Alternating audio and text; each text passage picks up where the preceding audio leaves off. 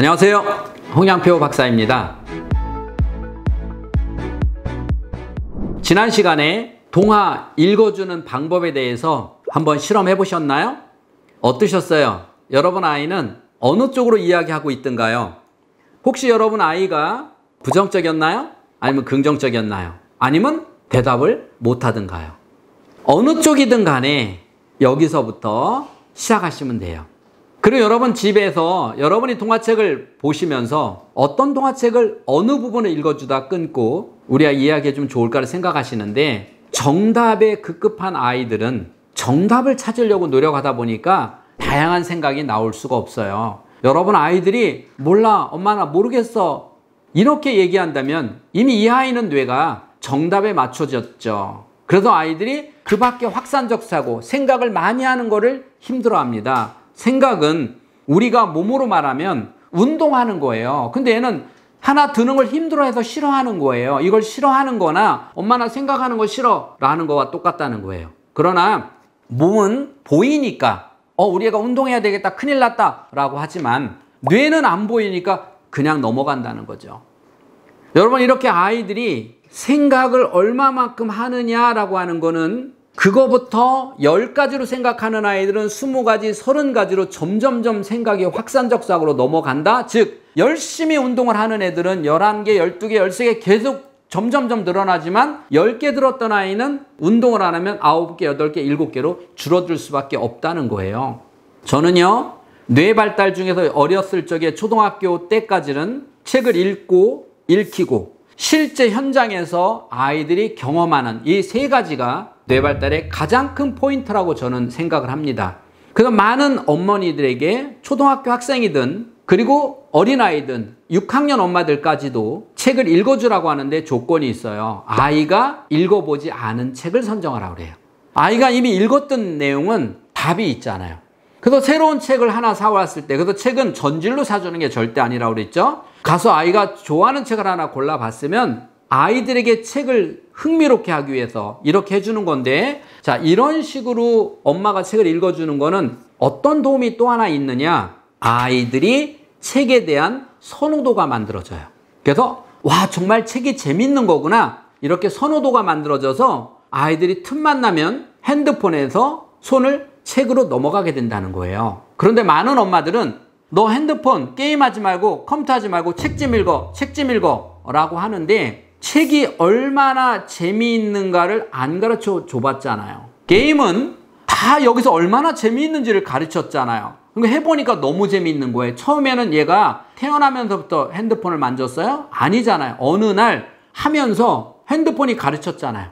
그러니까 아이가 이거 진짜 재미난 거네? 그때부터 선호도가 생겨서 게임만 하려고 하죠. 그러면 어머니는 책을 갖다만 줬지 얼마나 재미있는 거라는 것을, 즉 선호도를 안 만들어 주셨잖아요. 그러니까 아이가 책 읽는 거를 짜증내죠. 그래서 책 읽어 그러면 엄마 나 책 30분 읽고 나면 그럼 게임하면 안 될까? 이렇게 해요. 어떤 게임을 하기 위한 조건부가 책이 돼서는 절대로 될 수가 없지 않습니까? 그런데 모든 아이들이 그러냐? 아니에요. 어떤 아이들은 게임하는 것보다 책 읽는 걸 훨씬 더 재미있어 하는 아이도 많다는 사실 여러분 아셔야 됩니다. 그러기 위해서는 이러한 방법들이 중요하다는 거예요. 또 하나, 제가 오늘 이 동화를 통해서 아이의 생각을 끄집어내는 예를 하나 더 들어드리도록 하겠습니다. 제목은 아이가 이야기하는 거예요. 이 작은 제목.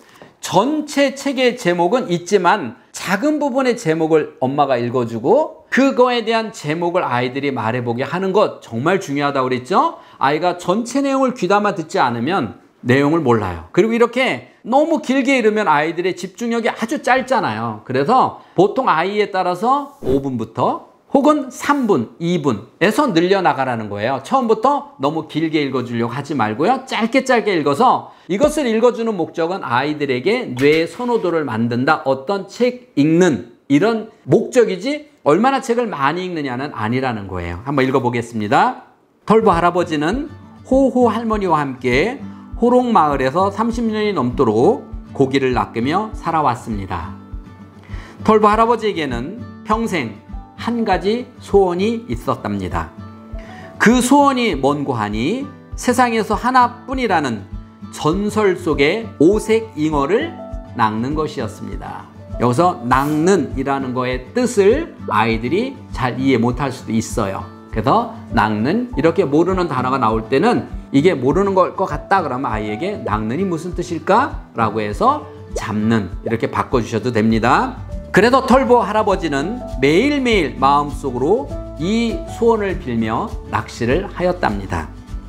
그러던 어느 날 낚시를 하던 털보 할아버지는 무언가 반짝 빛나는 것을 보았습니다. 털보 할아버지는 힘껏 낚싯대를 잡아당겼습니다. 아, 이건 평소와 느낌이 다른데? 어쩌면 이게 오색 잉어일지도 몰라. 그렇다면 얼마나 좋을까? 낚싯대를 물은 물고기는 힘이 너무나 세어서인지 쉽게 낚이지 않았습니다. 한참 만에 성공한 할아버지는 너무나 놀라서 기절을 할 뻔했습니다. 그 이유는 바로 여기까지예요. 이 할아버지는 오색잉어를 낚으려고 했는데 이 할아버지가 낚시를 끌어올리면서 너무나 놀라신 거예요. 왜 놀랬을까요? 라고 하는 거예요.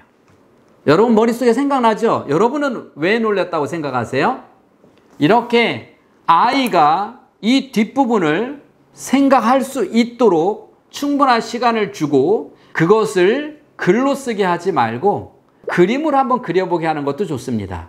그림으로 보게 하고 그림으로 그린 것을 이야기를 들어보는데 정말 좋은 거는 그림 컷을 나눠서 왜 놀랐을까를 4가지로 말해볼까? 그게 힘들면 2가지만 말해볼까? 2가지로 그려볼까? 그래서 1가지를 생각하는 아이보다는 2가지가, 2가지 생각하는 아이보다는 3가지가, 3가지보다는 4가지를 생각할 수 있는 아이가 된다면 훨씬 더 이 아이는 창의적 사고가 뛰어나고 순발력, 앞으로 살아가면서 이 아이는 순발력도, 즉 창의성도 갖추는 아이가 된다는 사실 여러분 아십니까? 흔히 여러분 집안에 있는 많은 책들, 그런 책들을 아이가 정말 이렇게 생각하면서 읽었는지 아니면 빨리 재미있다 재미없다 해서 많이만 읽었는지 한번 오늘부터는 우리 아이 책 읽는 모습을 관찰을 해보시라는 거예요.